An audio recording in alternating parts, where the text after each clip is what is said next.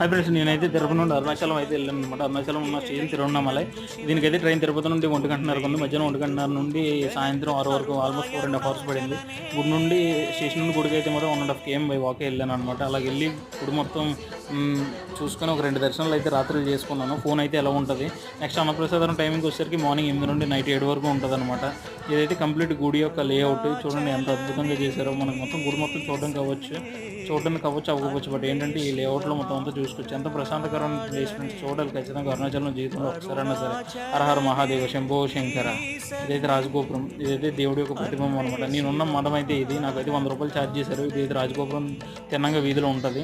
ఇదైతే గిరి ప్రదక్షిణ స్టార్ట్ చేసే ముందు ఇక్కడే జ్యోతులు వెలిగించి స్టార్ట్ చేస్తారనమాట. ఇదిగోండి ఇది రాజగోపురం అయితే.